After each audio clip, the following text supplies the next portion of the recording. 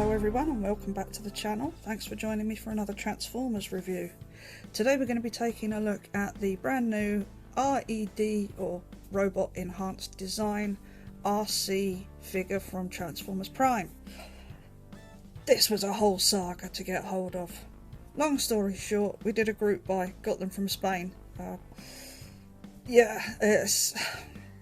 don't know what's going on with Hasbro's distribution with these. But yeah, it was a bit of a faff having to get them all the way from Spain. But anyway, we got them, they're here, and yeah, quite happy that I do have one. So, as always, let's have a look at the box. Now, I did review a couple of these figures once before for Fingers on Plastic, so I will put a link to those if I can find them. Yeah, it's pretty much the same packaging, so you've got this nice sort of half a hexagon, I guess. What's half a hexagon? It's clearly not a triangle, but anyway. Yeah, and you've got Arcee front and centre there, lovely piece of artwork. And that carries on round to this side. So, yeah, I really do like the artwork on these boxes. Get a fairly good view of the figure in the window there. And then down this side, you get a whole bunch of accessories, so you can see what she comes with, which is pretty cool. And then there's the back, and that shows you all of the accessories and what she can do with them. So yeah, it's a nice box. I won't be keeping it though, I will be cutting this artwork out, but I won't keep the box itself. Right, I will get right out the package and we'll take a closer look. Right, so here's Arcee out of her box, and oh Hasbro, why do you keep doing this to me? Right, before I get into the figure itself, let's have a look at what she comes with. So she comes with this pair of punching fists. Yep. Yeah, let's get on those. There we go. So yeah, there you go. Can't hold anything, they're just fists. So she comes with those. She comes with a set of blasters, which are really nice actually. It is basically moulded in light grey, and then they've got dark grey highlights.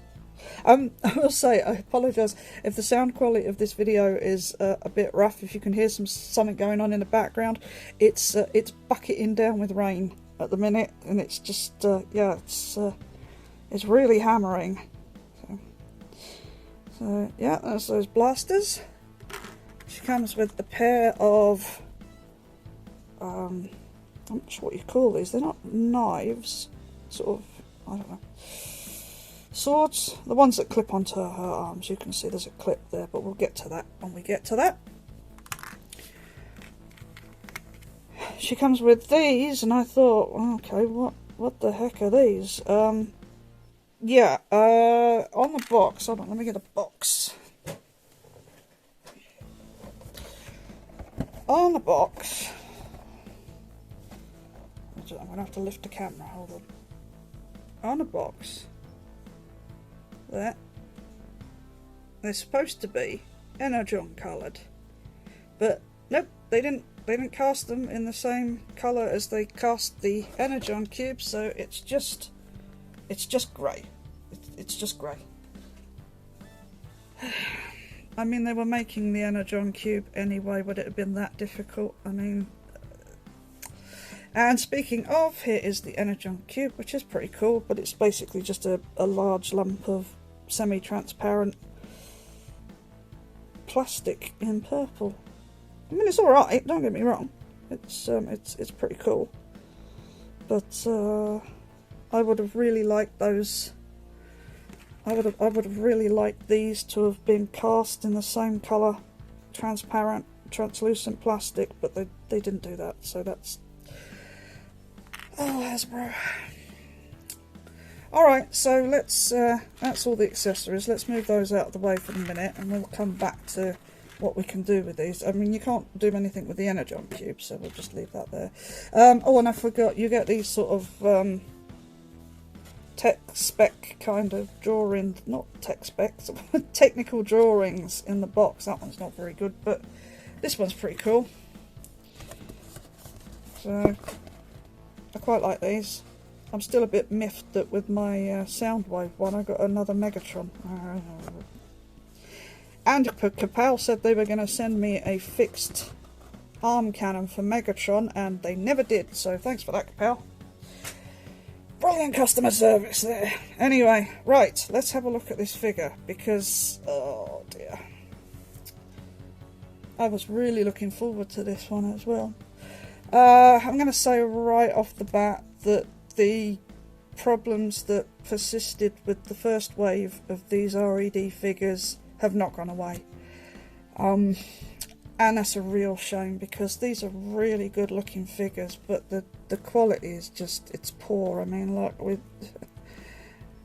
we're back to loose legs, and it's so disappointing. But let's get in and have a close look at Arcee. So let's bring her over here.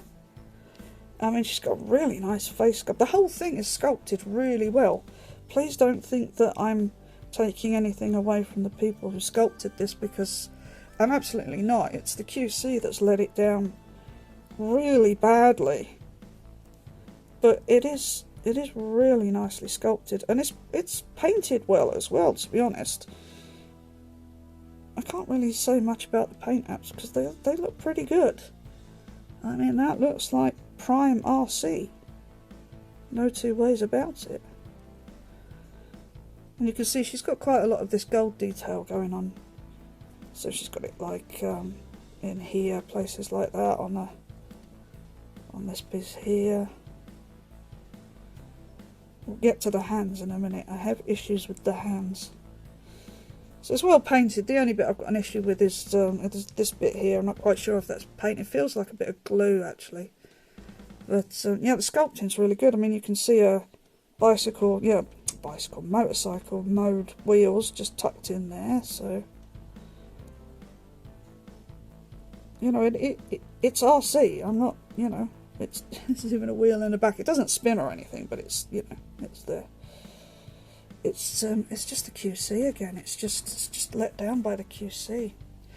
So articulation, you can't really do much with the head.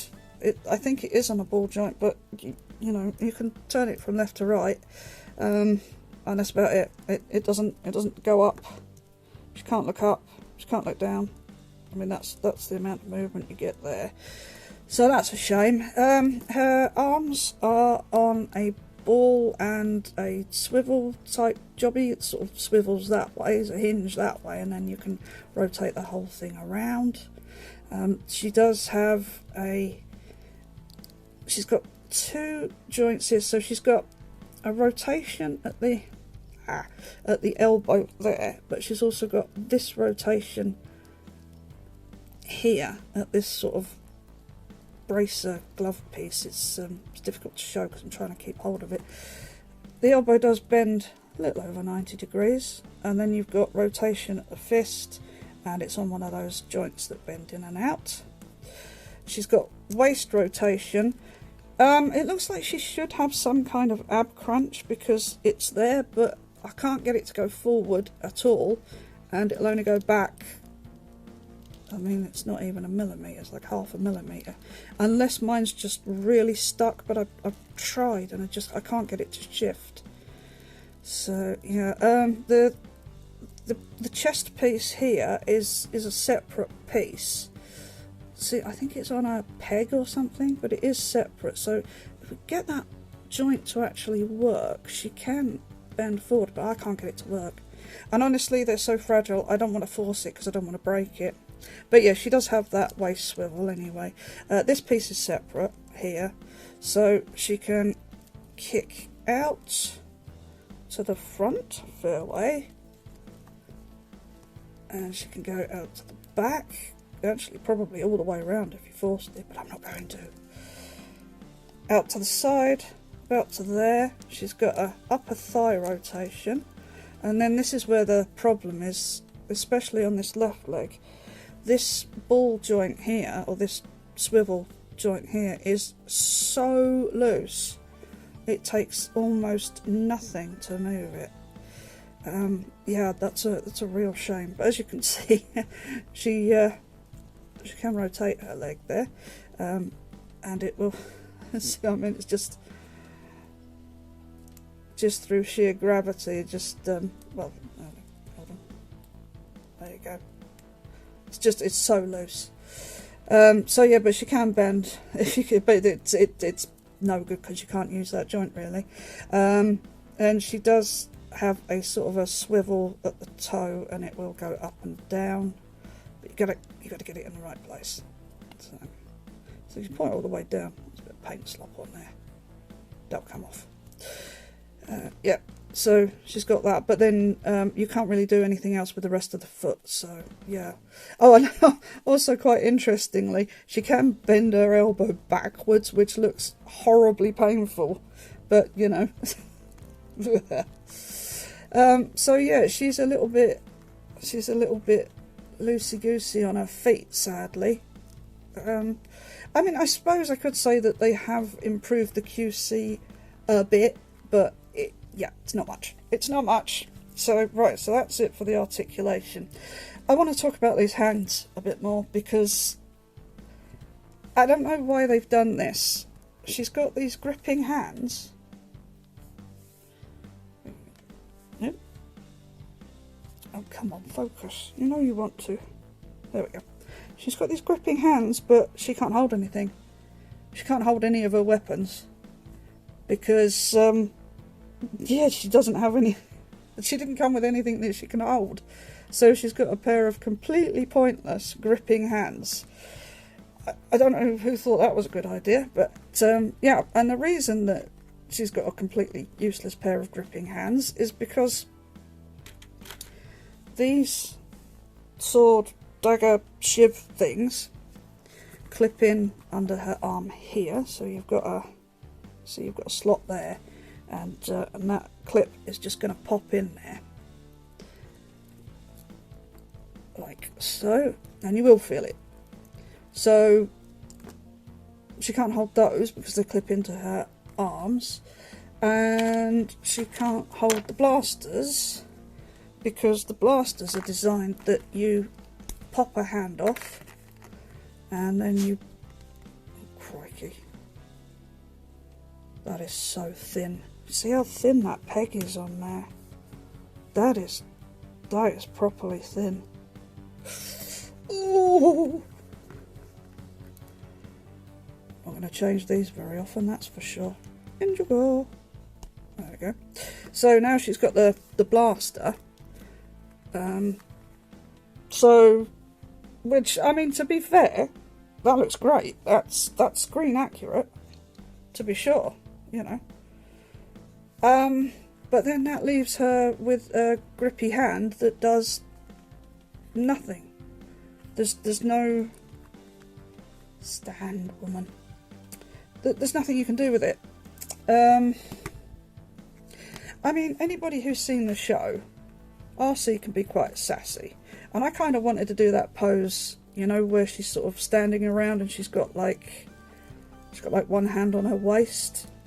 Can't even do it with that. And then she's got like this hand up. So sort of, I'm just doing this quickly, but you get the idea. She sort of stands like that with her arm on her hip, and I would have liked to have done that if they'd have included an open hand, but they haven't done that. So the best I can do is, that's terrifying, is to put on where's the other? Is to put on one of the punchy hands. But then, no, it really does look like she's just armed up for a battle, which is fine, don't get me wrong, but I would have much rather that they just not bothered including these grippy hands. I would have preferred that they had given us a couple of open hands. I'm not sure what the thinking was there, to be honest. I really wanted this figure to be good because I love Prime, and R.C. is such a good character in that show. Now, please don't take this the wrong way. I don't hate this figure. I think the figure itself is excellent. I think the sculpt is fantastic. She's just, I think, I think that the paintwork is pretty good. It's just that she's so loose. Everything, she's a loose woman. Everything is so loose. It's everything's sort of on a. It's those knees are really letting her down, because as you can see, I can't get her to stand straight up. She keeps leaning forward because that knee is just, it's not holding.